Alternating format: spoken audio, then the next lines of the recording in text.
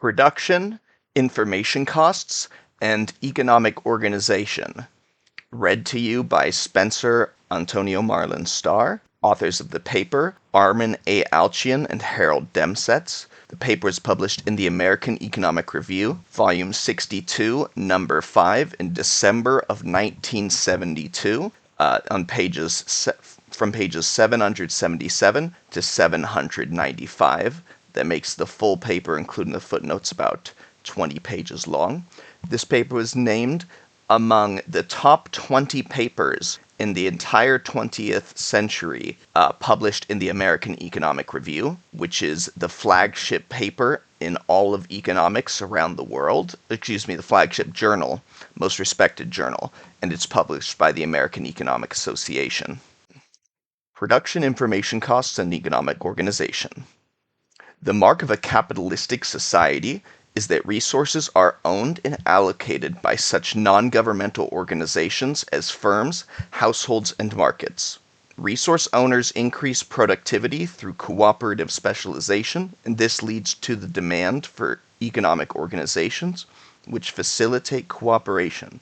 When a lumber mill employs a cabinet maker, cooperation between specialists is achieved within a firm, and when a cabinet maker purchases wood from a lumberman, the cooperation takes place across markets or between firms. Two important problems face the theory of economic organization: to explain the conditions that determine whether the gains from specialization and cooperative production can better be obtained within an organization like the firm or across markets, and to explain the structure of the organization. It is common to see the firm characterized by the power to settle issues by fiat, by authority, or by disciplinary action superior to that available in the conventional market. This is delusion. The firm does not own all its inputs. It has no power of fiat, no authority, no disciplinary action, any different in the slightest degree from ordinary market contracting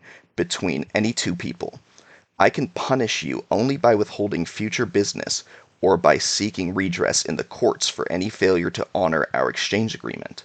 That is exactly all that any employer can do.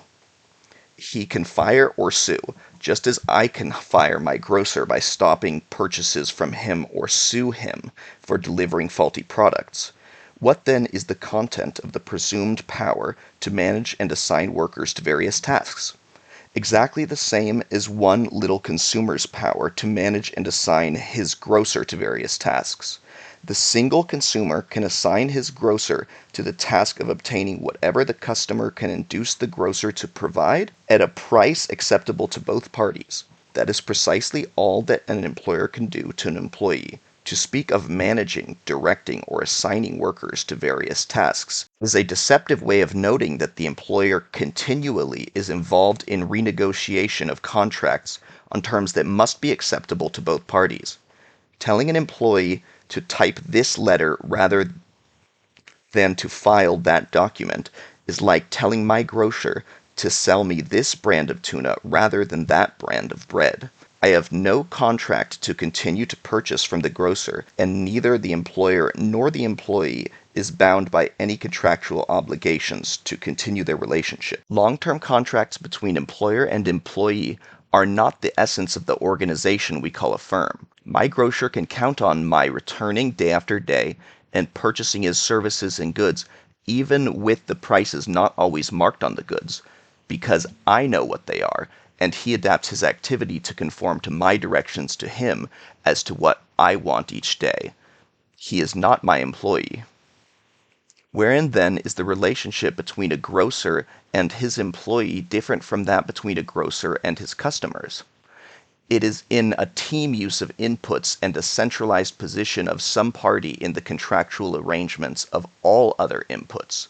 It is the centralized contractual agent in a team productive process, not some superior authoritarian directive or disciplinary power. Exactly what is a team process, and why does it induce the contractual form called the firm? These problems motivate the inquiry of this paper. Section 1. The metering problem. The economic organization through which input owners cooperate will make better use of their comparative advantages to the extent that it facilitates the payment of rewards in accord with productivity.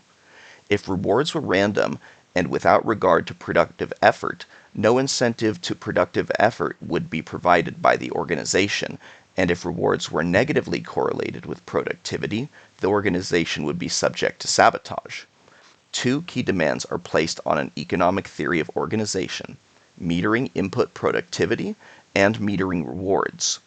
Metering in this context, it means to measure and also to apportion. One can meter, that is, measure output, and one can also meter, that is, control the output. We use the word to denote both. The context should indicate which meaning it has. Metering problems can sometimes be resolved well through the exchange of products across competitive markets, because in many situations markets yield a high correlation between rewards and productivity. If a farmer increases his output of wheat by 10% at the prevailing market price, his receipts also increase by 10%. This method of organizing economic activity meters the output directly, reveals the marginal product, and apportions the rewards to resource owners in accord with that direct measurement of their outputs. The success of this decentralized market exchange in promoting productive specialization requires that changes in market rewards fall on those responsible for changes in output. The classic relationship in economics that runs from marginal productivity to the distribution of income implicitly assumes the existence of an organization, be it the market or the firm, that allocates rewards to resources in accord with their productivity. The problem of economic organization, the economical means of metering productivity and rewards, is not confronted directly in the classical analysis of production and distribution. Instead, that analysis tends to assume sufficiently economic, that is, zero cost, means as if productivity automatically created its reward. We conjecture the direction of causation is the reverse. The specific system of rewarding which is relied upon stimulates a particular productivity response. If the economic organization meters poorly, with rewards and productivity only loosely correlated, then productivity will be smaller. But if the economic organization meters well, productivity will be greater. What makes metering difficult and hence induces means of economizing on metering costs? Section 2. Team production. Okay, quick warning here, everyone listening to this. This section's going to have some math in it. I forgot there's math in this paper.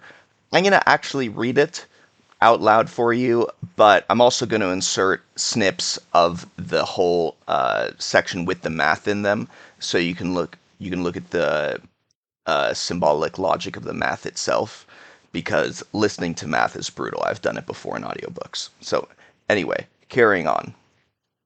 Two men jointly lift heavy cargo into trucks. Solely by observing the total weight loaded per day, it is impossible to determine each person's marginal productivity. With team production, it is difficult, solely by observing total output, to either define or determine each individual's contribution to this input of the cooperating inputs. The output is yielded by a team, by definition, and it is not a sum of separable outputs of each of its members. Team production of Z involves at least two inputs, x sub I and x sub j, with the partial derivative of Z with respect to x sub I and x sub j not equal to 0. The production function is not separable into two functions, each involving only inputs x sub I or only inputs x sub j. Consequently, there is no sum of Z of two separable functions to treat as the Z of the team production function. Parenthetical note: as an example of a separable case is Z equals a constant, times x sub I squared plus another constant b times x sub j squared, which is separable into Z sub I equals a times x sub I squared and Z sub j equals constant b times x sub j squared, and z equals z sub I plus z sub j. This is not team production. End of parenthetical note. There exist production techniques in which the z obtained is greater than if x sub I and x sub j had produced separable team product z. Team production will be used if it yields an output enough larger than the sum of separable production of z to cover the costs of organizing and disciplining team members, the topics of this paper. Okay, this is the fourth footnote. There was a third footnote above after the first partial derivative equation. I'm going to include these in as snips as well, because they have to do with the mathematical notation. Moving on. Usual explanations of the gains from cooperative behavior rely on exchange and production in accord with the comparative advantage specialization principle with separable additive production. However, as suggested above, there is a source of gain from cooperation activity involving working as a team, wherein individual cooperating units do not yield identifiable separate products which can be summed to measure the total output. For this cooperative productive activity, here called team production, measuring marginal productivity and making payments in accord therewith is more expensive by an order of magnitude than for separable production functions. Team production, to repeat, is production in which 1. Several types of resources are used, and 2. The product is not a sum of separable outputs of each cooperating resource. An additional factor creates a team organization problem. 3. Not all resources used in team production belong to one person. We do not inquire why all the jointly used resources are not owned by one person, but instead into the types of organization, contracts, and informational and payment procedures used among the owners of teamed inputs. With respect to the one-owner case, perhaps it is sufficient to merely to note that A. Slavery is prohibited. B. One might assume risk, aversion, as a reason for one person's not borrowing enough to purchase all the assets or sources of services rather than renting them. And C. The purchase-resale spread may be so large that costs of short-term ownership exceed rental costs. Our problem is viewed basically as one of organization among different people, not of the physical goods or services, however much there must be selection and choice of combination of the latter. How can the members of a team be rewarded and induced to work efficiently? In team production, marginal products of cooperative team members are not so directly and separably, that is, cheaply, observable. What a team offers to the market can be taken as the marginal product of the team, but not of the team members. The costs of metering or ascertaining the marginal products of the team's members is what calls forth new organizations and procedures. Clues to each input's productivity can be secured by observing behavior of individual inputs. When lifting cargo into the truck, how rapidly does a man move to the next piece to be loaded? How many cigarette breaks does he take? Does the item being lifted tilt downward toward his side?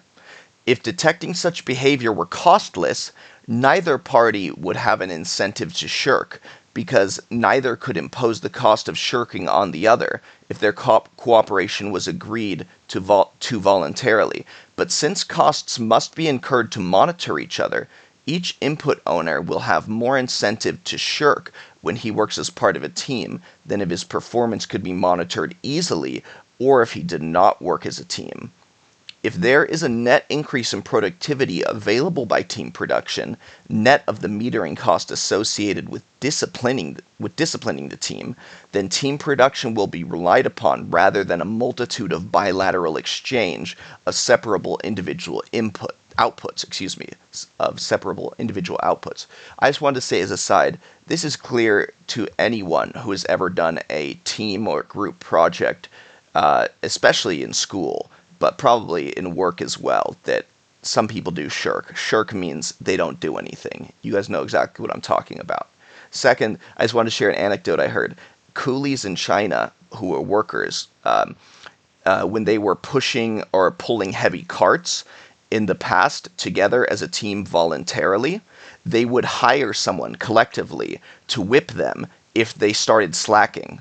I'm not kidding. The coolies would, each of them, chip in to hire someone to watch them and whip any of them who started slacking or shirking.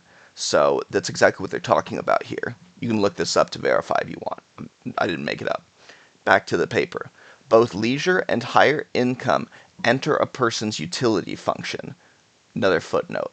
More precisely, if anything other than pecuniary income enters his utility function, leisure stands for all non-pecuniary income for simplicity of exposition. Pecuniary just means monetary, by the way. It's a fancy old school word. Back to the paper. Hence, each person should adjust his work and realized rewards so as to equate the marginal rate of substitution between leisure and production of real output to his marginal rate of substitution in consumption. That is, he would adjust his rate of work to bring his demand prices of leisure and output to equality with their true costs. However, with detection, policing, monitoring, measuring, or metering costs, each person will be induced to take more leisure because the effect of relaxing on his realized reward, rate of substitution, between output and leisure will be less than the effect on the true rate of substitution.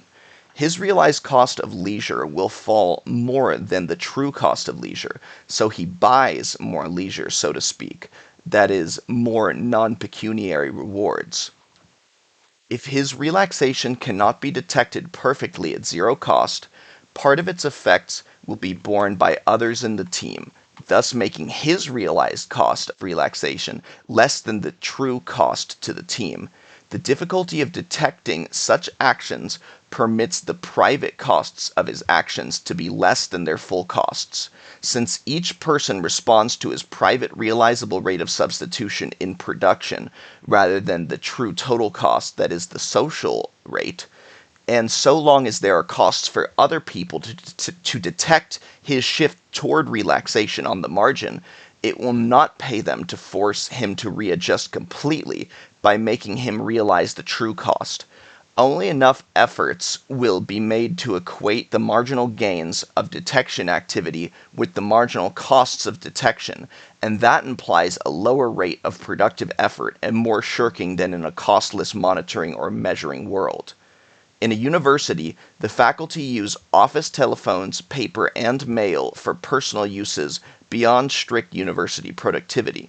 The university administrators could stop such practices by identifying the responsible person in each case, but they can do so only at higher costs than administrators are willing to incur. The extra costs of identifying each party, rather than merely identifying the presence of such activity, would exceed the savings from diminished faculty turpitudinal peccadillos. So the faculty is allowed some degree of privileges, prerequisites, or fringe benefits, and the total of the pecuniary wages paid is lower because of this irreducible degree of amenity-seizing activity that is irreducible at acceptable costs. Pay is lower in pecuniary terms and higher in leisure, conveniences, and ease of work. But still, every person would prefer to see detection made more effective if it were somehow possible to monitor costly, so that he, as part of the now more effectively producing team, could thereby realize a higher pecuniary pay and less leisure. If everyone could, at zero cost, have his reward realized rate brought to the true production possibility real rate, all could achieve a more preferred position. But detection of the responsible parties is costly. That cost acts like a tax on work rewards. Footnote.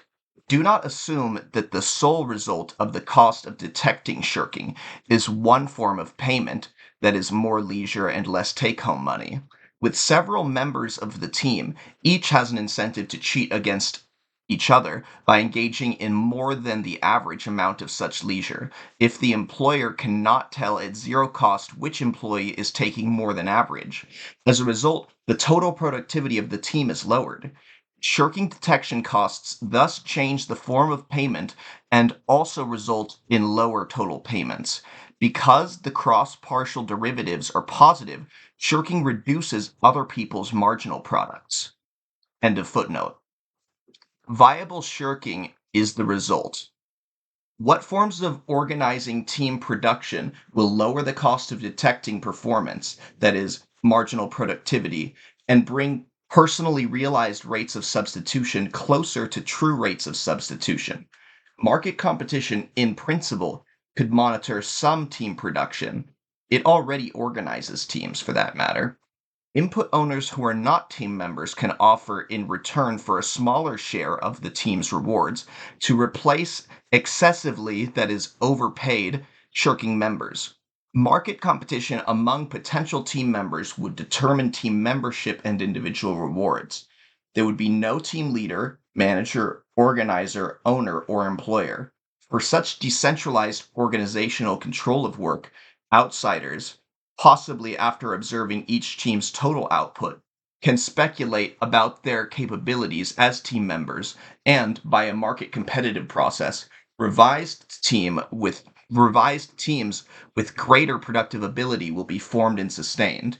Incumbent members will be constrained by threats of replacement by outsiders offering services for lower reward shares or offering greater rewards to the other members of the team. Any team member who shirked in the expectation that the reduced output effect would not be attributed to him specifically will be displaced if his activity is detected. Teams of productive inputs, like business units, would evolve in apparent spontaneity in the market without any central organizing agent, team manager, or boss. But completely effective control cannot be expected from individualized market competition for two reasons. First of all, for this competition to be completely effective, new challengers for team membership must know where and to what extent shirking is a serious problem. That is, know they can increase net output as compared with the inputs they replace. To the extent that this is true, it is probably possible for existing fellow team members to recognize the shirking, but by definition, the detection of shirking by observing team output is costly for team production. Second of all, assume the presence of detection costs, and assume that in order to secure a place on the team a new input owner must accept a smaller share of rewards, or a promise to produce more. Then his incentive to shirk would still be at least as great as the incentives of the inputs replaced, because he still bears less than the entire reduction in team output for which he is solely responsible. Section 3. The classical firm. One method of reducing shirking is for someone to specialize as a monitor to check the input performance of team monitors. Footnote. What is meant by performance? Input energy, initiative, work attitude, perspiration, rate of exhaustion, or output? It is the latter that is sought, the effect or the output. But performance is nicely ambiguous because it suggests both input and output. It is nicely ambiguous because, as we shall see, sometimes by inspecting a team member's input activity, we can better judge his output effect. Perhaps not with complete accuracy, but better than by watching the output of the team. It is not always the case that watching input activity is the only or best means of detecting, measuring, or monitoring output effects of each team member, but in some cases, it is a useful way. For the moment, the word performance glosses over these separate aspects and facilitates concentration on other issues. End of footnote. But who will monitor the monitor? One constraint on the monitor is the aforesaid market competition offered by other monitors, but for reasons already given, that is not perfectly effective. Another constraint can be imposed on the monitor. Give him title to the net earnings of the team, net of payments to other inputs. If owners of cooperating inputs agree with the monitor that he is to receive any residual product above prescribed amounts, parenthetical note, hopefully the marginal value products of the other inputs, end of parenthetical, the monitor will have an added incentive not to shirk as a monitor. Specialization in monitoring plus reliance on a residual claimant status will reduce shirking, but additional links are needed to forge the firm of classical economic theory. How will the residual claimant monitor the other inputs? We use the term monitor to connote several activities in addition to its disciplinary connotation. It connotes measuring output performance, apportioning rewards, observing the input behavior of inputs as means of detecting or estimating their marginal productivity, and giving assignments or instructions in what to do and how to do it. Parenthetical note. It also includes, as we shall show later, authority to terminate or revise contracts. End of parenthetical note. Perhaps the contrast between a football coach and a team captain is helpful. The coach selects strategies and tactics and sends in instructions about what plays to utilize. The captain is essentially an observer and reporter of the performance at close hand of the members. The latter is an inspector steward, and the former a supervisor manager. For the present, all these activities are included in the rubric monitoring. All these tasks are, in principle, negotiable across markets, but we are presuming that such market measurement of marginal productivities and job reassignments are not so cheaply performed for team production. And in particular, our analysis suggests that it is not so much the costs of spontaneously negotiating contracts in the markets among groups for team production, as it is the detection of the performance of individual members of the team that calls for the organization noted here. The specialist who receives the residual rewards will be the monitor of the members of the team. Parenthetical note, that is, they will manage the use of cooperative inputs. End of parenthetical. The monitor earns his residual through the reduction in shirking that he brings about, not only by the prices that he agrees to pay the owners of the inputs, but also by observing and directing the actions or uses of these inputs. Managing or examining the ways to which inputs are used in team production is a method of metering the marginal productivity of individual inputs to the team's output. To discipline team members and reduce shirking, the residual claimant must have power to revise the contract terms and incentives of individual members without having to terminate or alter every other input's contract. Hence, team members who seek to increase their productivity will assign to the monitor not only the residual claimant right, but also the right to alter individual membership and performance on the team. Each team member, of course, can terminate his own membership by just quitting the team, but only the monitor may unilaterally terminate the membership of any of the other members without necessarily terminating the team itself or his association with the team, and he alone can expand or reduce membership, alter the mix of membership, or sell the right to be the individual claimant monitor of the team. It is this entire bundle of rights, first, to be a residual claimant, second, to observe input behavior, third, to be the central party common to all contracts with inputs, fourth, to alter the membership of the team, and fifth, to sell these rights that defines the ownership or the employer of the classical, that is, capitalist free enterprise firm. The coalescing of these rights has arisen, our analysis asserts, because it resolves the shirking information problem of team production better than does the non-centralized contractual arrangement. The relationship of each team member to the owner of the firm, i.e., the party common to all input contracts and the residual claimant, is simply a quid pro quo contract.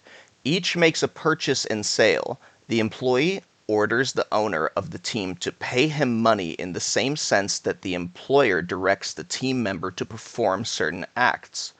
The employee can terminate the contract as readily as can the employer, and long-term contracts, therefore, are not an essential attribute of the firm, nor are authoritarian, dictational, or fiat attributes relevant to the conception of the firm or its efficiency.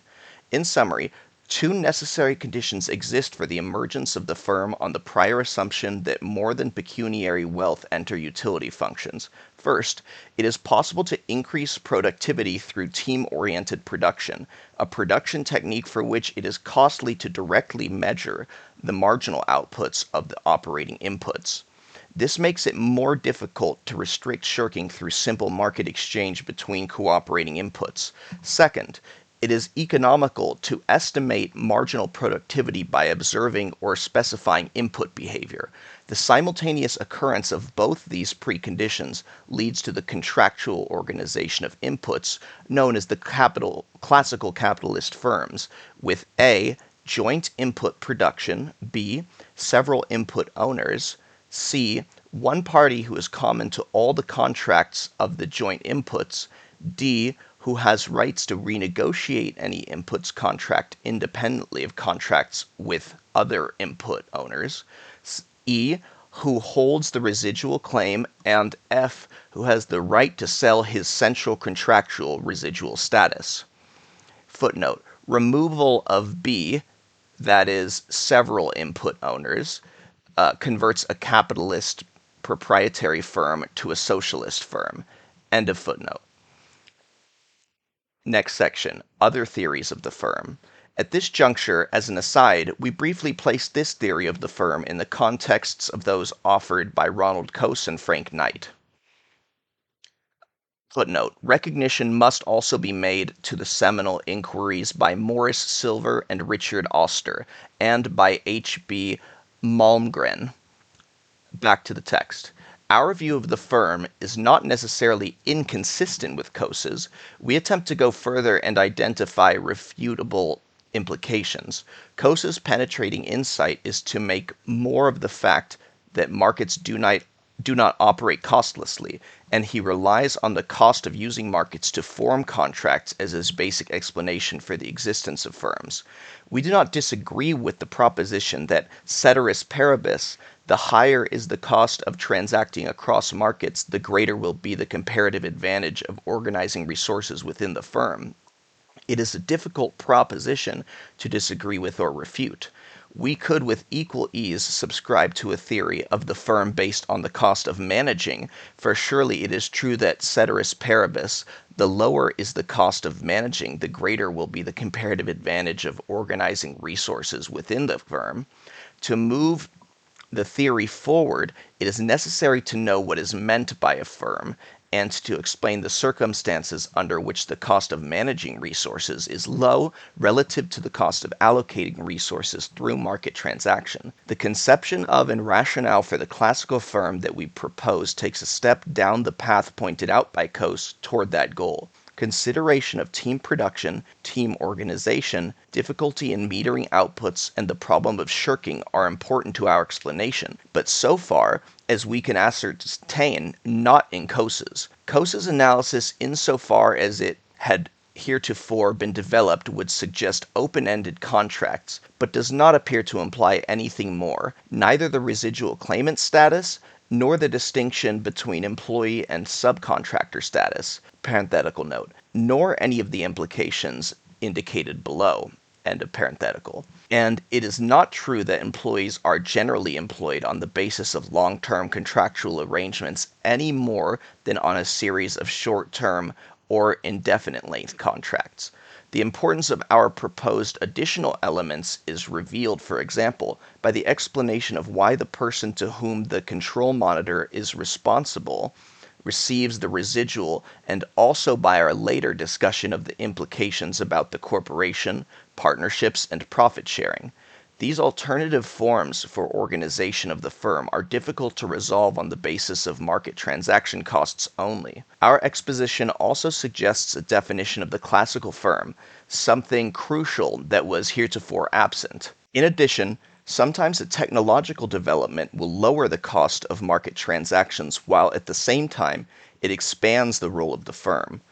When the putting out system was used for weaving, inputs were organized largely through market negotiations.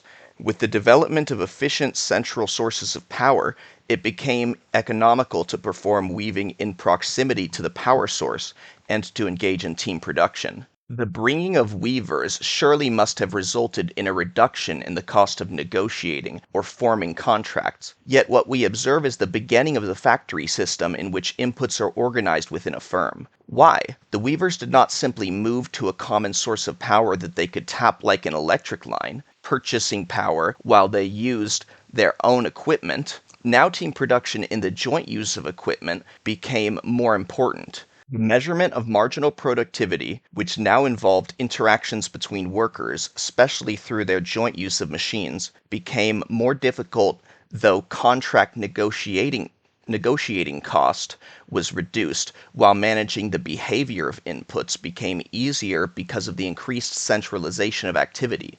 The firm as an organization expanded even though the cost of transactions was reduced by the advent of centralized power.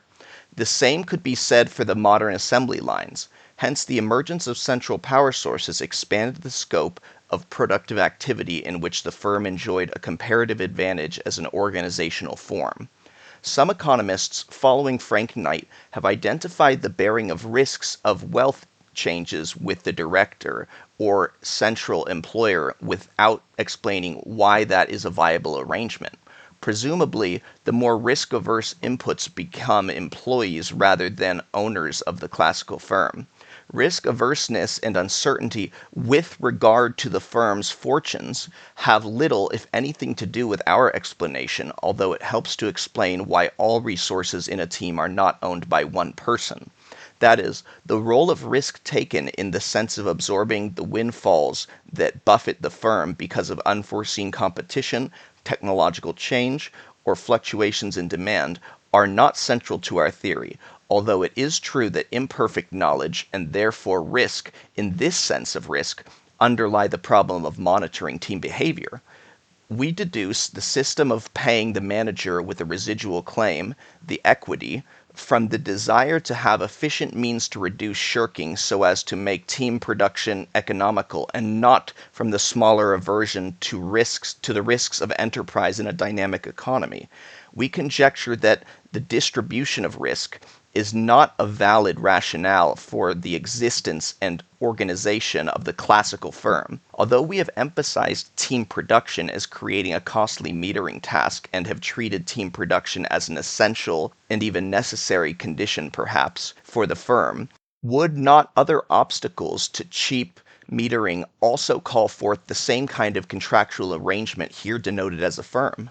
For example, suppose a farmer produces wheat in an easily ascertained quantity, but with subtle and difficult to detect quality variations determined by how the farmer grew the wheat. A vertical integration could allow a purchaser to control the farmer's behavior in order to more economically estimate productivity. But this is not a case of joint or team production unless information can be considered part of the product. Parenthetical note.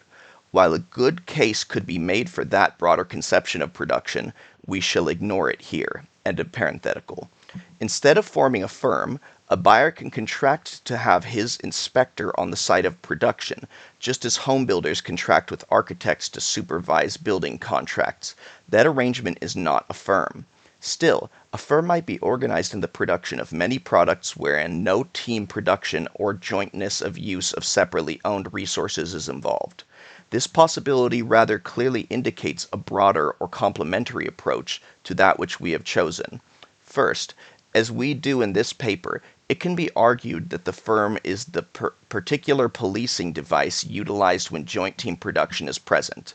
If other sources of high policing costs arise, as in the wheat case just indicated, some other form of contractual arrangement will be used. Thus, to each source of informational cost, there may be a different type of policing and contractual arrangement. Second, on the other hand, one can say that where policing is difficult across markets, various forms of contractual arrangements are devised, but there is no reason for that known as the firm to be uniquely related or even highly correlated with team production as defined here. it might be used equally probably and viably for other sources of high policing cost.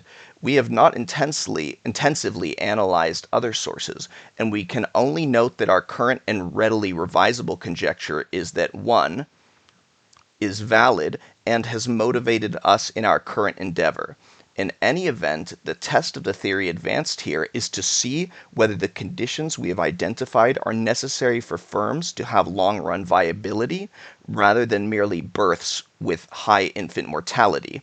Conglomerate firms or collections of separate production agencies into one owning organization can be interpreted as an investment trust or investment diversification device, probably along the lines that motivated Frank Knight's interpretation.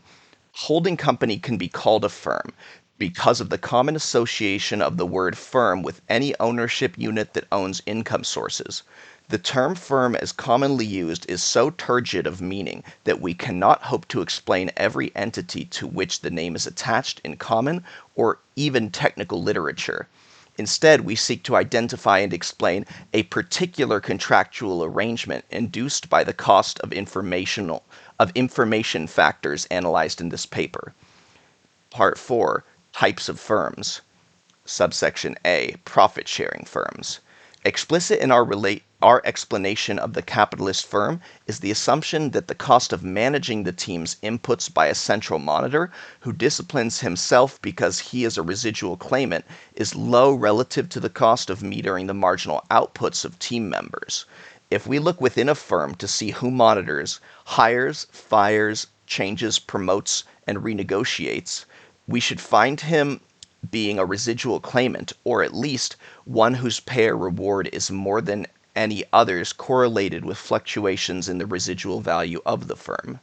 They more likely will have options or rights or bonuses than will inputs with other tasks. An implicit auxiliary assumption of our explanation of the firm is that the cost of team production is increased if the residual claim is not held entirely by the central monitor. That is, we assume that if profit sharing had to be relied upon for all team members, losses from the resulting increase in central monitoring shirking would exceed the output gains from the increased incentives of other team members not to shirk. If the optimal team size is only two owners of inputs, then an equal division of profits and losses between them will leave each with stronger incentives to reduce shirking than if the optimal team size is large, for in the latter case only a smaller percentage of the losses occasioned by the shirker will be borne by him. Incentives to shirk are positively related to the optimal size of the team under an equal profit sharing scheme. Footnote.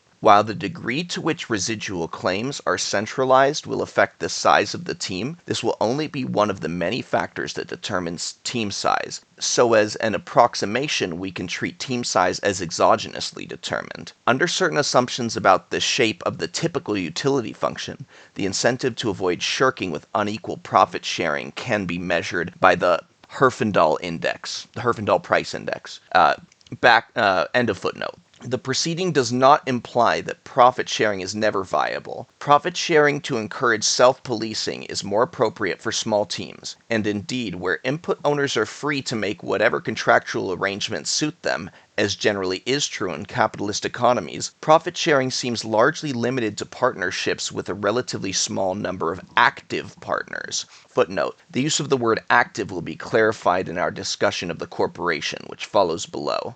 End of footnote. Another advantage of such arrangements for smaller teams is that it permits more effective reciprocal monitoring among inputs. Monitoring need not be entirely specialized.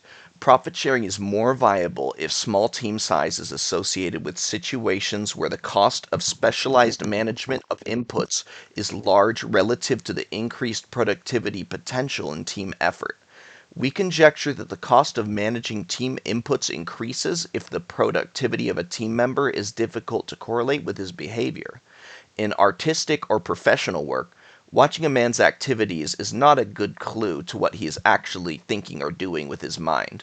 While it is relatively easy to manage or direct the loading of trucks by a team of dock workers where input activity is so highly related in an obvious way to output, It is more difficult to manage and direct a lawyer in the preparation and presentation of a case. Dock workers can be directed in detail without the monitor himself loading the truck, and assembly line workers can be monitored by varying the speed of the assembly line. But detailed direction in the preparation of a law case would require in much greater degree that monitor prepare the case himself. As a result, artistic or professional inputs, such as lawyers, advertising specialists, and doctors, will be given relatively freer rein with regard to individual behavior. If the management of inputs is relatively costly or ineffective, as it would seem to be in these cases, but nonetheless, if team effort is more productive than separable production with exchange across markets, then there will develop a tendency to use profit-sharing schemes to provide incentives to avoid shirking. Footnote. Some sharing contracts, like crop sharing or rental payments based on gross sales in retail stores, come close to profit sharing. However, it is gross output sharing rather than profit sharing. We are unable to specify the implications of the difference. We refer the reader to S. N. Chung. Back to the paper. Subsection B, socialist firms. We have analyzed the classical proprietorship and the profit-sharing firms in the context of free association and choice of economic organization. Such organizations need not be the most viable when political constraints limit the forms of organization that can be chosen. It is one thing to have profit sharing when professional or artistic talents are used by small teams, but if political or tax or subsidy considerations induce profit sharing techniques when these are not otherwise economically justified, then additional management techniques will be developed to reduce the degree of shirking. For example, most, if not all, firms in Yugoslavia are owned by the employees in the restricted sense that all share in the residual. This is true for large firms and for firms which employ non-artistic or non-professional workers as well. With the decay of political constraints, most of these firms could be expected to rely on paid wages rather than shares in the residual. This rests on our auxiliary assumption that general sharing in the residual results in losses from enhanced shirking by the monitor that exceeds the gains from reduced shirking by residual sharing employees. If this were not so, profit sharing with employees should have occurred more frequently in Western societies, where such organizations are neither banned nor preferred politically. Where residual sharing by employees is politically imposed, as in Yugoslavia, we are led to expect that some management technique will arise to reduce the shirking by the central monitor, a technique that will not be found frequently in Western societies since the monitor retains all or much of the residual in the West, and profit sharing is largely confined to small, professional, artistic team production situations. We do find in the larger scale residual sharing firms in Yugoslavia that there are employee committees that can recommend, that is to the state, the termination of a manager's contract to veto his existence as the manager with the enterprise. We conjecture that the workers' committee is given the right to recommend the termination of the manager's contract precisely because the general sharing of the residual increases excessively the manager's incentive to shirk. Footnote. Incidentally, investment activity will be changed. The inability to capitalize the investment value as take-home private property wealth of the members of the firm means that the benefits of the investment must be taken as annual income by those who are employed at the time of the income. Investment will be confined more to those with shorter life and with higher rates of payoffs if the alternative of investing is paying out the firm's income to its employees to take home and use as private property. For a development of this proposition, see the papers by Eric Furoboten and Svetozar Pejovic, and by Pejovic. End of footnote. Subsection C, the corporation. All firms must initially acquire command over some resources. The corporation does so primarily by selling promises of future returns to those who, whether as creditors or owners, provide financial capital. In some situations, resources can be acquired in advance from consumers by promises of future delivery, for example, advance sale of a proposed book, or where the firm is a few artistic or professional persons. Each can chip in with time and talent until the sale of services brings in revenues. For the most part, capital can be acquired more cheaply if many risk-averse investors contribute small portions to a large investment. The economies of raising large sums of equity capital in this way suggest that modifications in the relationship among corporate inputs are required to cope with the shirking problem that arises with profit sharing among large numbers of corporate stockholders. One modification is limited liability, especially for firms that are large relative to a stockholder's wealth. It serves to protect stockholders from large losses no matter how they are caused. If every stock owner participated in each decision in a corporation, not only would large bureaucratic costs be incurred, but many would shirk the task of becoming well informed on the issue to be decided, since the losses associated with unexpectedly bad decisions will be borne in large part by the many other corporate shareholders. More effective control of corporate activity is achieved for most purposes by transferring decision authority to a smaller group, whose main function is to negotiate with and manage and renegotiate with the other inputs of the team. The corporate stockholders retain the authority to revise the membership of the management group and over major decisions that affect the structure of the corporation or its dissolution. As a result, a new modification of partnerships is induced: the right to sale of corporate shares without approval of any other stockholders. Any shareholder can remove his wealth from control by those with whom he has differences of opinion, rather than try to control the decisions of the management, which is harder to do with many stockholders than with only a few. Unrestricted salability provides a more acceptable escape to each stockholder from continued policies with which he disagrees. Indeed, the policing of managerial shirking relies on a cross-market competition from new groups of would-be managers, as well as competition from members within the firm who seek to displace existing management. In addition to competition from outside and inside managers, control is facilitated by the temporary congealing of share values into voting blocks owned by one or a few contenders. Proxy battles or stock purchases concentrate the votes required to displace the existing management or modify managerial policies. But it is more than a change in policy that is sought by the newly formed financial interests, whether of new stockholders or not. It is the capitalization of expected future benefits into stock prices that concentrates on the innovators the wealth gains of their actions if they own large numbers of shares.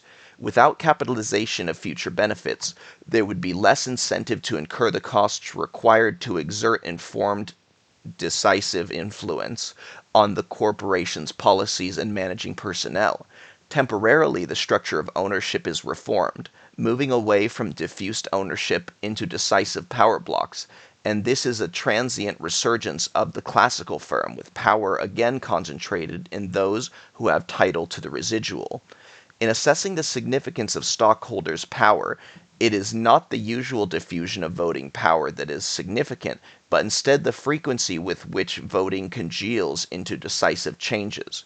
Even a one-man owned company may have a long term with just one manager, continuously being approved by the owner. Similarly, a dispersed voting power corporation may also be characterized by a long-lived management. The question is the probability of replacement of the management if it behaves in ways not acceptable to a majority of the shareholders.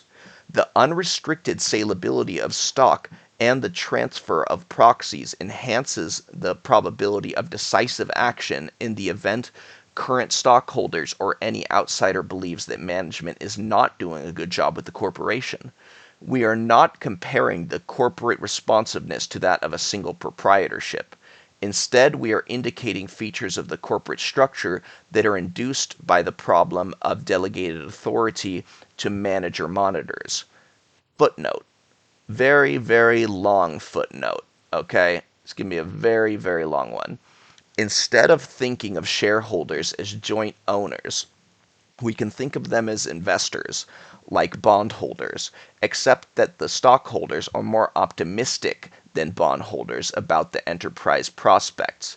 Instead of buying bonds in the corporation, thus enjoying smaller risks, shareholders prefer to invest funds with a greater realizable return if the firm prospers as expected, but with smaller and possibly negative returns if the firm performs in a manner closer to that expected by the more pessimistic investors. The pessimistic investors, in turn, regard only the bonds as likely to pay off. If the entrepreneur organizer is to raise capital on the best terms to him, it is to his advantage, as well as that of prospective investors, to recognize these differences in expectations.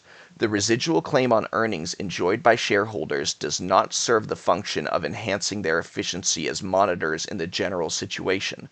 The stockholders are merely the less risk-averse or the more optimistic member of the group that finances the firm. Being more optimistic than the average and seeing a higher mean value future return, they are willing to pay more for a certificate that allows them to realize gain on their expectations. One method of doing so is to buy claims to the distribution of returns that they see, while bondholders, who are more pessimistic, purchase a claim to the distribution that they see as more likely to emerge. Stockholders are then comparable to warrant holders. They care not about the voting rights, which are usually not attached to warrants. They are in the same position insofar as voting rights are concerned as are bondholders. The only difference is in the probability distribution of rewards and the terms on which they can place their bets.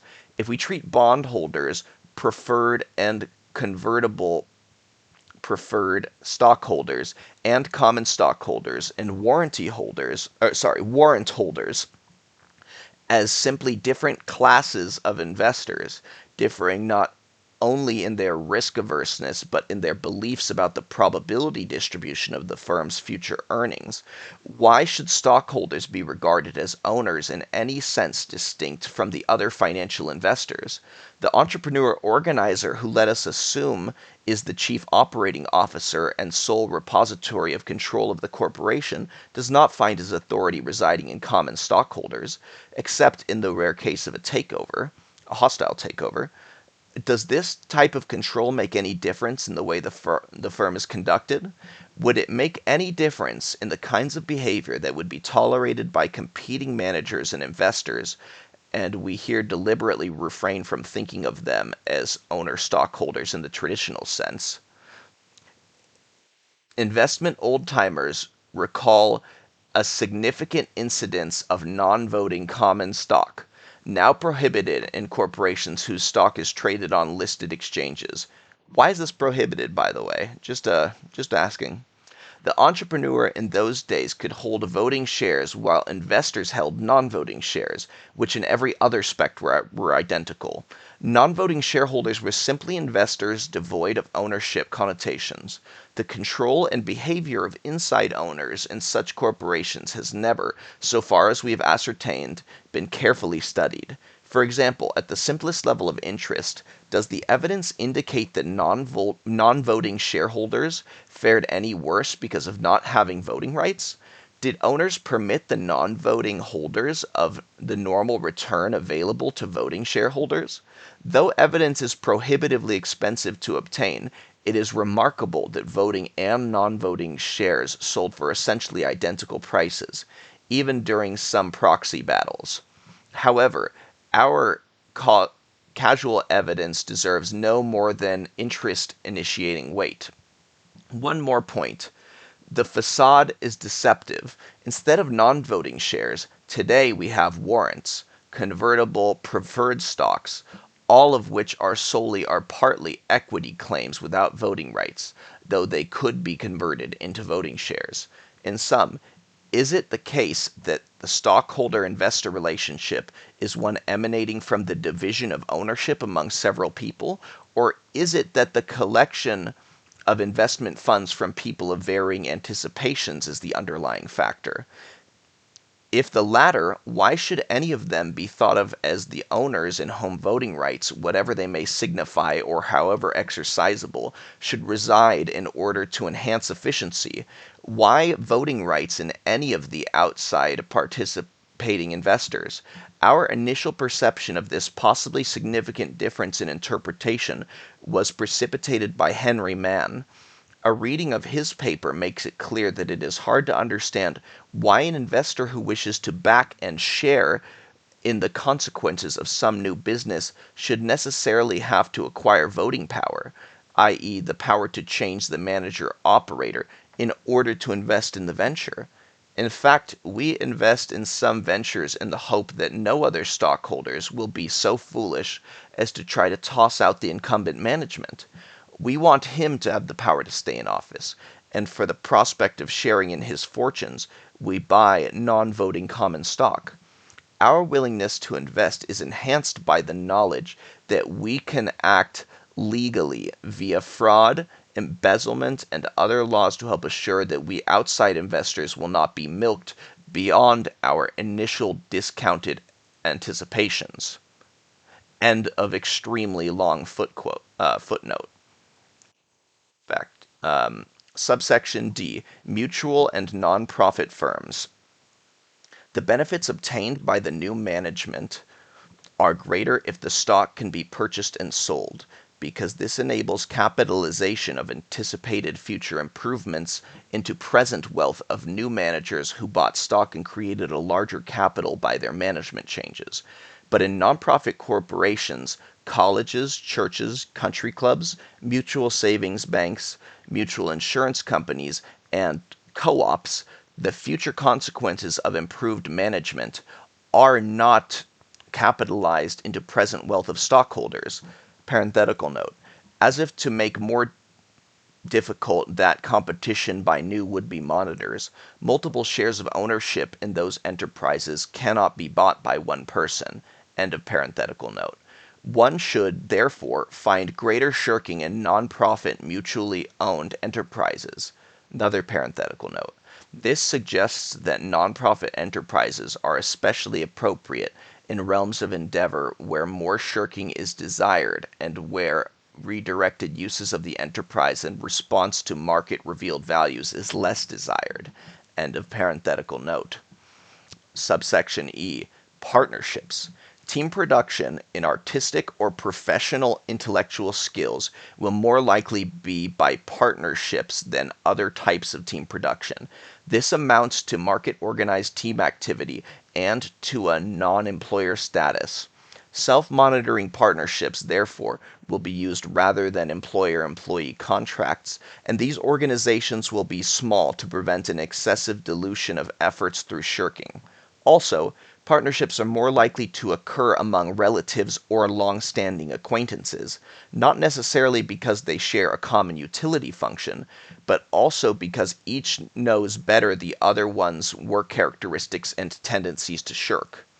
Subsection F, employee unions. Employee unions, whatever else they do, perform as monitors for employees. Employers monitor employees, and similarly, employees monitor an employer's performance. Are correct wages paid on time and in good currency? Usually, this is extremely easy to check, but some forms of employer performance are less easy to meter and are more subject to employer shirking. Fringe benefits often are in non-pecuniary contingent form.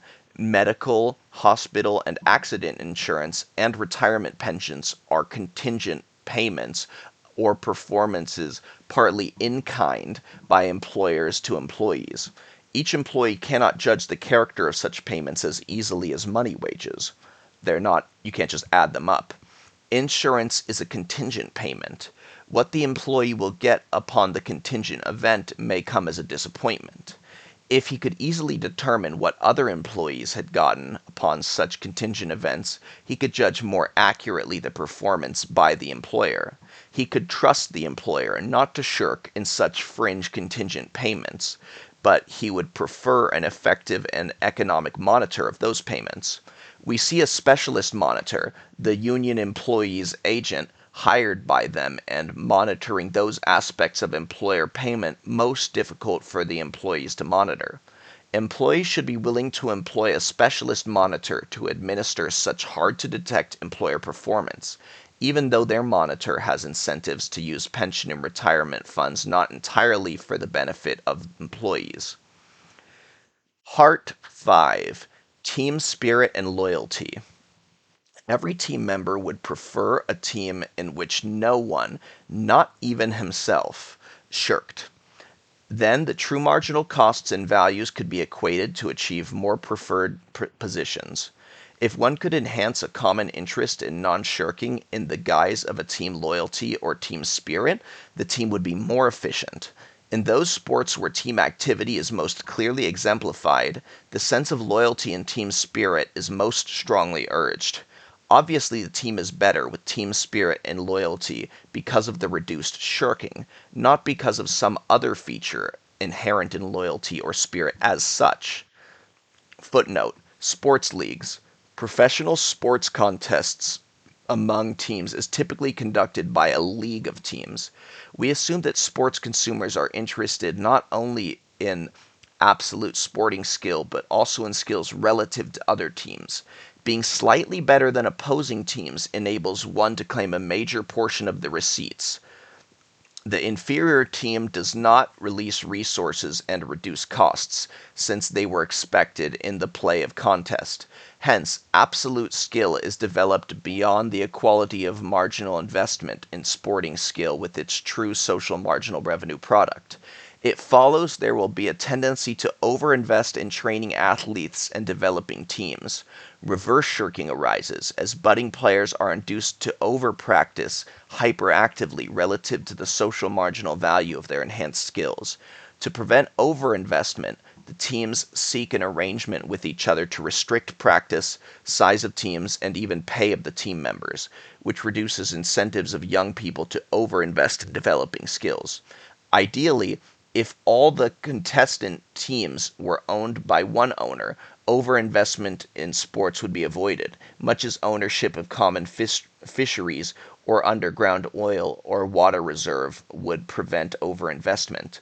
This hyperactivity, to suggest the opposite of shirking, is controlled by the league of teams, wherein the league adopts a common set of constraints on each team's behavior.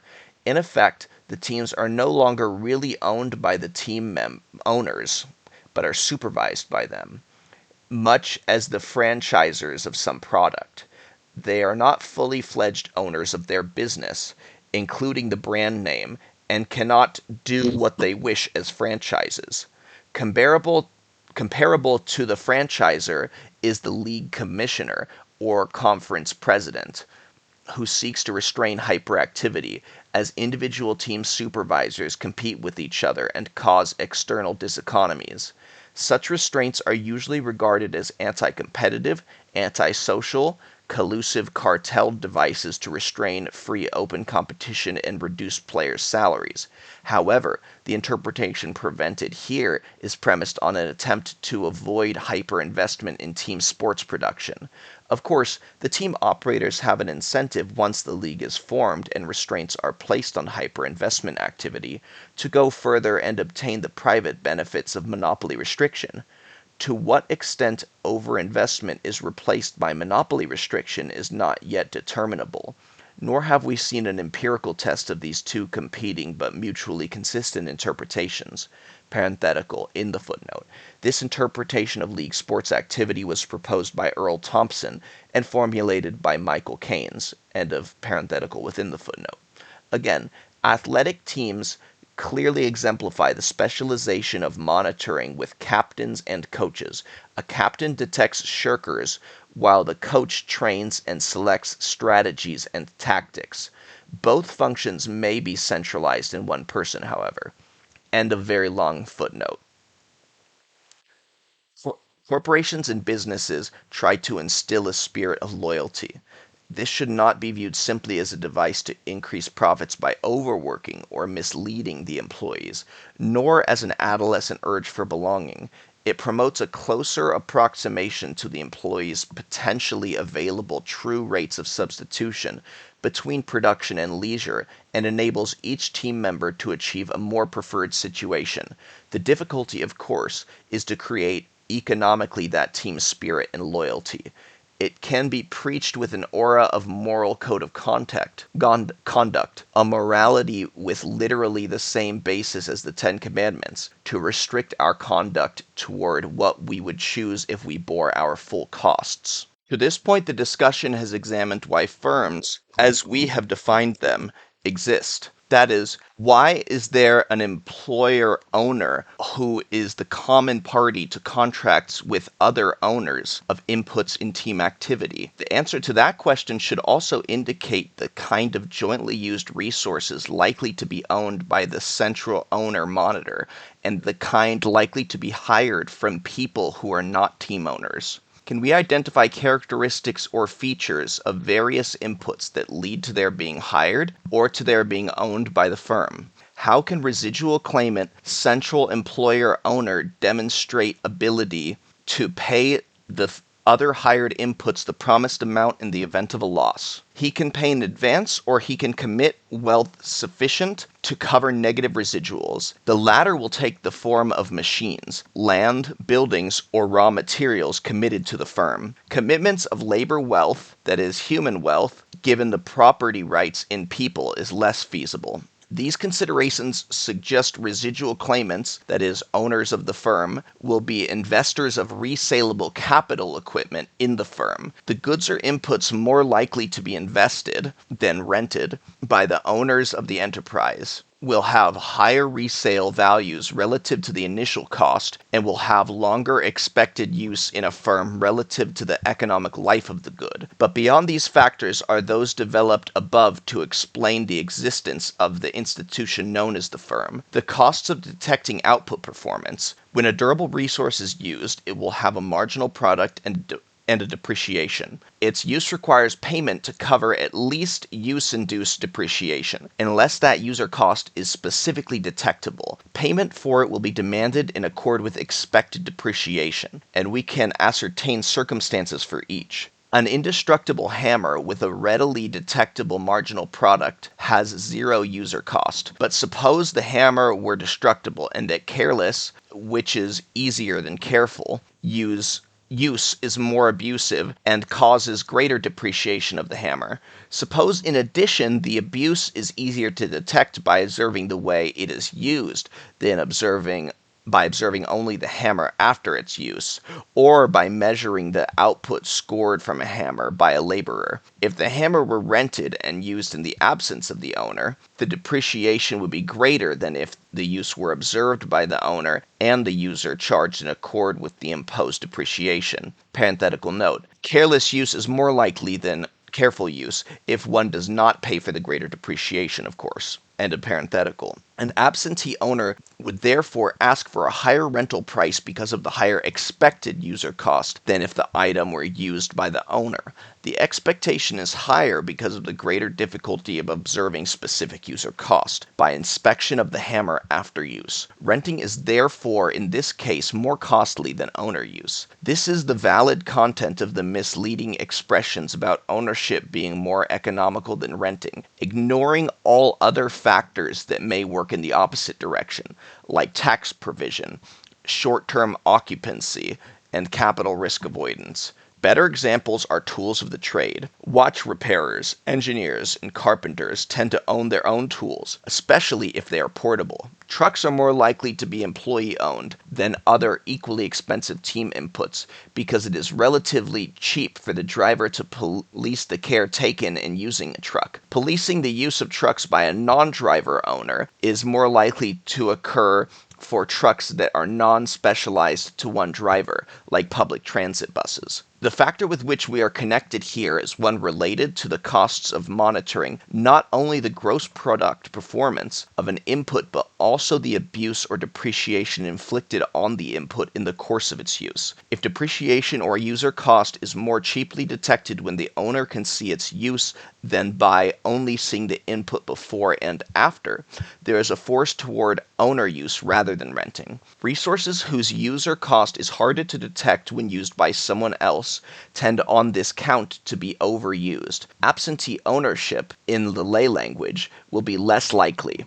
Assume momentarily that labor service cannot be performed in the absence of its owner. The labor owner can more cheaply monitor any abuse of himself than if somehow labor services could be provided without the labor owner observing its mode of use or knowing what was happening. Also, his incentive to abuse himself is increased if he does not own himself. Footnote. Professional athletes in baseball, football, and basketball, where athletes having sold their source of service to the team owners upon entering into sports activity, are owned by team owners.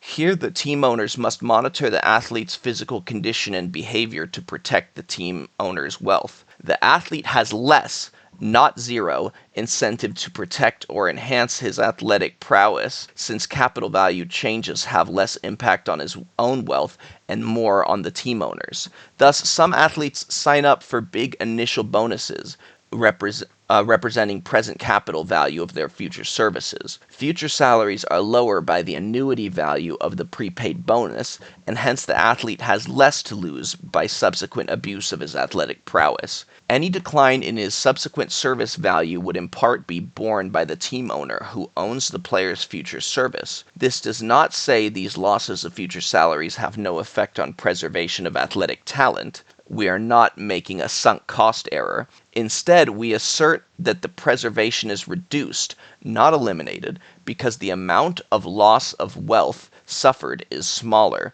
The athlete will spend less to maintain or enhance his prowess thereafter. The effect of this revised incentive system is evidenced in comparisons of the kind of attention and care imposed on athletes at the expense of the team owner, in the case where athletes' future services are owned by the team owner, with that where future labor service values are owned by the athlete himself. Why athletes' future athletic services are owned by the team owners rather than being hired is a question we should be able to answer. One presumption is cartelization and monopsony gains to team owners. Another is exactly the theory being expounded in this very paper, costs of monitoring production of athletes. We know not on which to rely. Back to the paper. The similarity between the preceding analysis and the question of absentee landlordism and of sharecropping arrangements is no accident. The same factors which explain the contractual arrangements known as a firm help to explain the incidence of tenancy, labor hiring, or sharecropping. Footnote.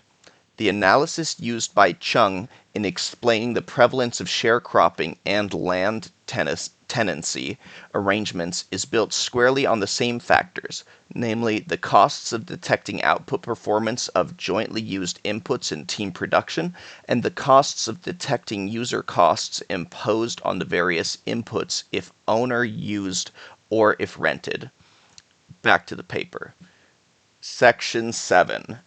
Firms as a specialized market institution for collecting, collating, and selling input information. The firm serves as a highly specialized surrogate market. Any person contemplating a joint input activity must search and detect the qualities of available joint inputs. He could contact an employment agency, but that agency in a small town would have little advantage over a large firm with many inputs. The employer, by virtue of monitoring many inputs, acquires special superior information about their productive talents. This aids his directive, that is, market hiring efficiency. He sells his information to employee inputs as he aids them in ascertaining good input combinations for team activity. Those who work as employees or who rent services to him are using him to discern superior combinations of inputs. Not only does the director-employer decide what each input will produce, he also estimates which heterogeneous inputs will work together jointly more efficiently, and he does this in the context of a privately owned market for forming teams. The department store is a firm and is a superior private market. People who shop and work in one town can as well shop and work in a privately owned firm. This marketing function is obscured in the theoretical literature by the assumption of homogeneous factors, or it is tacitly left for individuals to do themselves via personal market search, much as if a person had to search without benefit of specialist retailers. Whether or not the firm arose because of this efficient information service, it gives the director-employer more knowledge about the productive talents of the team's inputs and a basis for superior decisions about efficient or profitable combinations of those heterogeneous resources. In other words, opportunities for profitable team production by inputs already within the firm may be ascertained more economically and accurately than for resources outside the firm. Superior combinations of inputs can be more economically identified and formed from resources already used in the organization than by obtaining new resources and new knowledge of them from outside. Promotion and revision of employee assignments or contracts will be preferred by a firm to the hiring of new inputs. To the extent that this occurs, there is reason to expect the firm to be able to operate as a conglomerate rather than persist in producing a single product. Efficient production with heterogeneous resources is a result not of having better resources, but in knowing more accurately the relative productive performances of those resources. Poorer resources can be paid less in accord with their inferiority. Greater accuracy of knowledge of the potential and actual productive actions of inputs rather than having high productivity resources makes a firm or an assignment of inputs profitable. Footnote. According to our interpretation, the firm is a specialized surrogate for a market for team use of inputs. It provides superior, that is cheaper, collection and collation of knowledge about heterogeneous resources. The greater the set of inputs about which knowledge of performance is being collated within a firm, the greater are the present costs of the collation activity. Then the larger firm, that is the market, the greater the attenuation of monitor control. To counter this force, the firm will be divisionalized in ways that economize on those costs, just as will the market be specialized. So far as we can ascertain, other theories of the reasons for firms have no such implications. In Japan, employees by custom work nearly their entire lives with one firm, and the firm agrees to that expectation. Firms will tend to be large and conglomerate to enable a broader scope of input revision. Each firm is, in effect, a small economy engaging in intranational and international trade. Analogously, Americans expect to spend their whole lives in the United States, and the bigger the country in terms of the variety of resources, the easier it is to adjust to changing tastes and circumstances. Japan, with its lifetime employees, should be characterized more by large conglomerate firms. Presumably, at some size of the firm, specialized knowledge about inputs becomes as expensive to transmit across divisions of the firms as it does across markets to other firms. End of footnote. Section 8. Summary. While ordinary contracts facilitate efficient specialization according to comparative advantage, a special class of contracts among a group of joint inputs to a team production process is commonly used for team production. Instead of multilateral contracts among all the joint inputs owners, a central common party to a set of bilateral contracts facilitates efficient organization of the joint inputs in team production. The terms of the contracts form the basis of the entity called the firm, especially appropriate for organizing team production processes. Team productive activity is that in which a union or joint use of inputs yields a larger output than the sum of the products of the separately used inputs. This team production requires, like all other production processes, an assessment of marginal productivities if efficient production is to be achieved. Non-separability of the products of several differently owned joint inputs raises the cost of assessing the marginal productivities of those resources or services of each input owner. Monitoring or metering the productivities to match marginal productivities of costs of inputs, and thereby to reduce shirking, can be achieved more economically in a firm than it can by cross-market bilateral negotiations among inputs. The essence of the classical firm is identified here as a contractual structure with 1. Joint input production, 2. Several input owners, 3. One party who is common to all the contracts of the joint inputs, 4.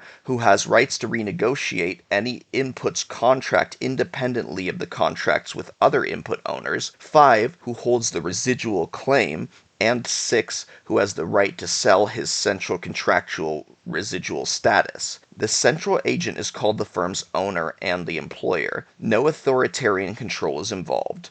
The arrangement is simply a contractual structure subject to continuous renegotiation with the central agent. The contractual structure arises as a means of enhancing efficient organization of team production. In particular, the ability to detect shirking among owners of jointly used inputs in team production is enhanced. Parenthetical note: detection costs are reduced. End of parenthetical. By this arrangement and the discipline, by way of revision of contracts of input owners, is made more economic. Testable implications are suggested by the analysis of different types of organizations, that is, non-profit, proprietary for-profit, unions, cooperatives, partnerships, and by the kinds of inputs that tend to be owned by the firm in contrast to those employed by the firm. We conclude with a highly conjectural but possibly significant interpretation. As a consequence of the flow of information to the central party, that is the employer, the firm takes on the characteristic of an efficient market in that information about productive characteristics of a large set of specific inputs is now more cheaply available. Better recombinations or new uses of resources can be more efficiently ascertained than by the conventional search through the general market. In this sense, inputs compete with each other within and via a firm, rather than solely across markets as conventionally conceived. Emphasis on inter-firm competition obscures intra-firm competition among inputs. Conceiving competition as the revelation and exchange of knowledge or information about qualities, potential uses of different inputs in different potential applications, indicates that the firm is a device for enhancing competition among a set of resources, as well as a device for more efficiently rewarding the inputs. In contrast to markets and cities, which can be viewed as publicly or non-owned marketplaces, the firm can be considered a privately owned market. If so, we could consider the firm and the ordinary market as competing types of markets. Competition between private and proprietary markets and public or communal markets. Could it be that the market suffers from the defects of communal property rights in organizing and influencing uses of valuable resources? The end.